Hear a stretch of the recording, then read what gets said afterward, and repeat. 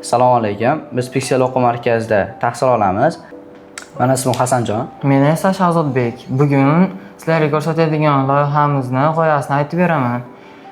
Kurs davomida ustozimiz tomonidan berilgan vazifani loyiha qilib yaratdik. Loyihamizni g'oyasi boshqa saytlarda ko'rib, o'zimizga qulayroqlarini, yaxshiroqlarini ajratib, ularga o'xshash qilib yaratdik.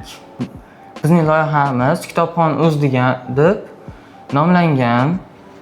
Hozir ko'rsatib beramiz.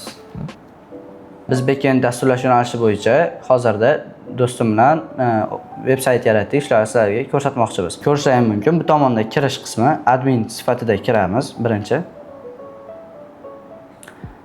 Admin sifatida kirganimizdan keyin bu tomonda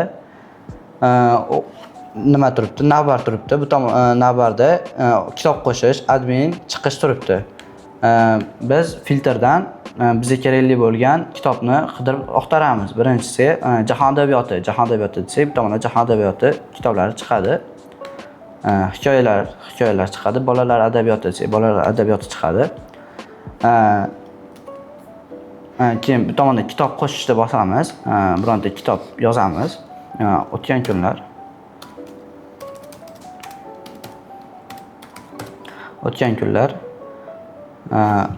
Bu jahon adabiyotni hisobga olib qo'yaveramiz. Bu tomonda o'tgan yillarda kitobni rasmini qo'yamiz. Kitobimiz rasmi yo'q ekan. Bu tomonda kitob haqida ma'lumot yozib qo'yamiz farqi bunga. Saqlashni bossak mana bizga bu tomonda saqlab berdi. Masalan, bizga bu kitob hozir nashrda ikkita bo'lib qolgan.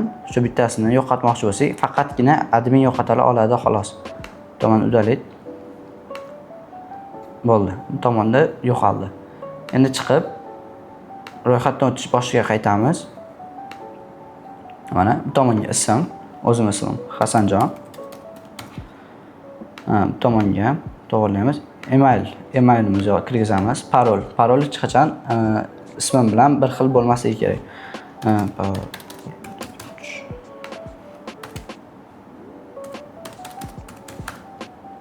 Telefon raqami yozamiz bu tomonga. Mana ro'yxatdan o'tishni bosamiz.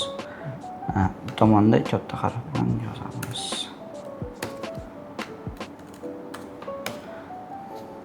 Parol.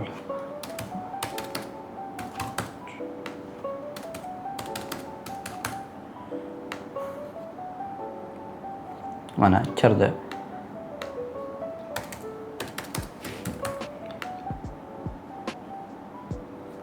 Mana kirdi. Bu tomonda siz hech qachon kirgan odam o'zini kitobini udalit qila olmaydi, faqat admin udalit qiladi.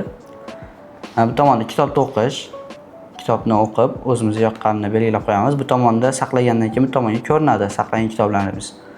Buni qulayligi shundaki, o'zingiz uchun shaxsiy kutubxona yaratishingiz ham mumkin bu sayt ichida. Bu tomonda o'zi alohida saqlagan kitoblar, o'qigan kitoblar mana shu yerda o'zi avtomatik ko'rinib ketaveradi, yon pastda. Tepaga qarasanglar, o'ng tomonda admin degan joy Hasanjon bo'lib chiqdi. Nimaga? Chunki hozir biz boshqa akkauntdan kirdik. Akkauntning nomi ham o'zgardi. Bu tomonda chiqish qilib saytdan chiqib ketaveramiz. Assalomu alaykum. Men ismim Hasanjon. Hozirda 17 yoshdaman. Pixel akademiyasida qariyb 1 yildan beri o'qidim. Bu sohani qalay qiziqishimga katta sababchi mana ustozim Fayz aka bo'ladi. Bu dasturlash yo'nalishida ozgina shu qiynalgan joyi mana shu ma'lumotlar bazasi bo'ldi. Qolgani yaxshi. Testlar ham hozircha yaxshi chiqyapti. Zo'r. Loyiha haqida ma'lumot bering. Loyihani qilishimizga bir hafta vaqt ketdi. Shu loyihada qiyinchilik, she'riyam aytmoqchi, shu kitob qo'shishda ozgina qiyinchilik bo'ldi. Uni ulasak, boshqasi ishlamadi, boshqasini ulasak, nargisi ishlamay qoldi, ozgina vaqt ketib qoldi shunga. Qo'ygani yaxshi, zo'r ketdi. Loyihani necha pulga sotgan bo'lardingiz? Loyihani o'zim qilganim uchun hozircha hali baho chiqarmadim. Narvani soqqa qilsa bo'ladi. Zo'r. Assalomu alaykum. Mening ismim Shahzodbek. Men yoshim 13 dan. Men Pixel